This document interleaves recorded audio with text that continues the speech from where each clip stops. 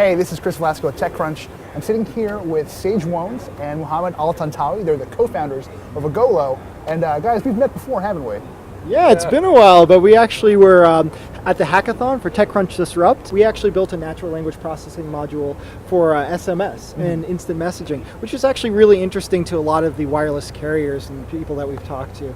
And also got us a little bit of interest from another natural language processing company. That was really exciting. That was like our first hackathon as a team. Well, we are thankful that you were there to participate. Really it's interesting you bring up natural language processing because, as I understand it, that's playing a pretty big part in your new venture, Agolo. And I've seen this a little bit before. You guys swung by the New York office for office hours.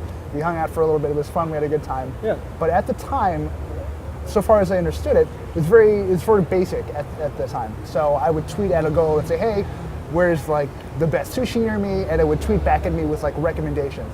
But it seems like you guys have come a long way since then. Why don't you kind of take us through the changes? Yeah, absolutely. So that was really a lot of the pull component of what we wanted to do. We wanted to create conversations over social media about important things where the stakeholders were already in social media. Now, today we announced the push component. So we're able to listen to all of Twitter and be able to find what's timely and actionable. So if someone's tweeting about a sushi restaurant, it's noon on Tuesday, we can move that to the top of your feed so that's something you're interested in.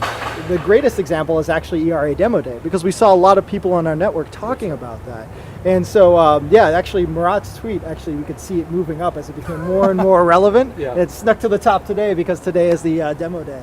And as you know, I have been busy all day in the morning, and it's fascinating because I have been looking at my Agolo page, and I see like the most important things that I have been missing since 9 in the morning, and for sure, like some of these things that I would love to act on. Yeah. So let me just kind of throw out what I think is like the broad vision for Agolo, and we can kind of refine it from there. So as I understand it, Agolo keeps track of your Twitter followers and the people you follow on Twitter, and there are algorithms at play that sort of keep an eye out for, I guess, certain triggers or certain actionable things that kind of, exactly. Yeah. And they'll surface things that are happening in real time. Exactly. So it's not so much based off of tweets that will have already passed, but stuff that's very recent. Yeah, so Twitter has done a lot of stuff with like the structured data component, but you know, retweets, replies, so on. But that's not really real time. That's not when the announcement happens. We can actually pick apart these tweets as they happen using natural language processing, so we can pick them up when they're most important and see how relevant and timely they are for each person.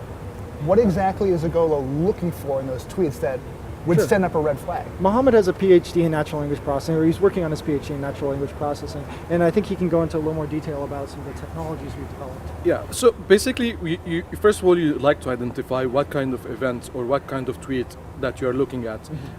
They come in different forms. So it could be a party, it could be a concert, it could be a session, or it could be an event like Demo Day here today. Right. So this is one of the first things that you do. Like, we try to categorize these kinds of tweets in order to associate the right actions with them.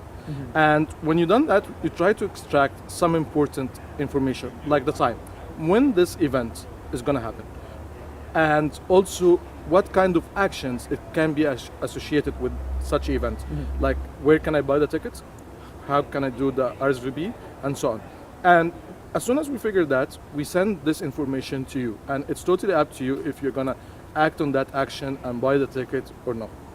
And the more you use it, the more it learns about your behaviors and what you like, and the more it gets better in the future for getting such information for you. First of all, there's a classifier that's able to determine what category of thing you're talking about. That's the part of your event. It's actually different for every user. We saw like, you know, for us, it's a lot of like speaker events and a lot of like academic things going on here. But for someone who's more in music, it might be more concerts and things like that. So it's very unique for each user. The second layer is actually the semantic analysis, where we're able to pick apart the who, the what, the where, and the when of each sentence that people are tweeting out. And finally, there's that layer of machine learning that's able to learn from your behavior and be able to surface the more stuff that you act on.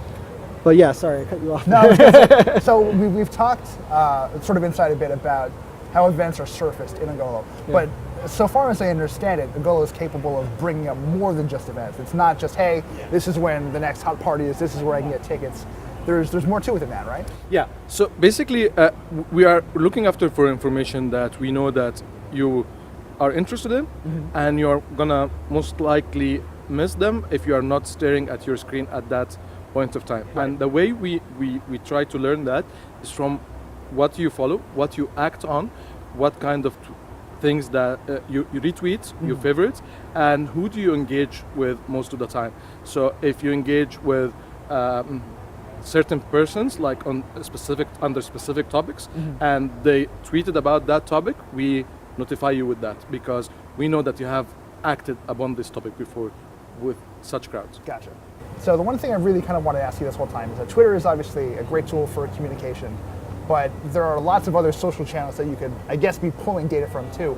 What's sort of your plan with regard to those guys? What about like a Facebook or something like that? Yeah, we definitely have a roadmap and sort of an aspirational sort of element too. You know, as we talked about, like one of the first things we worked on was actually an SMS parser, and we've also worked with email as well. I think there's a treasure trove of information in email, but we have a steady sort of hill climb of different networks that we're going to be working on. So starting small with Twitter, and then kind of moving on to bigger and better things. That's small. So what is the overarching sort of vision for Agolo then? It's going to be the Okay. place you go to that will find the most timely and interesting stuff. So it will help bring that information that's previously, categorized by when it comes in into the real world, so it will be immediately actionable. So let's say I'm interested, because I am, and I want to start playing with it. How do I interact with Agolo? Sure.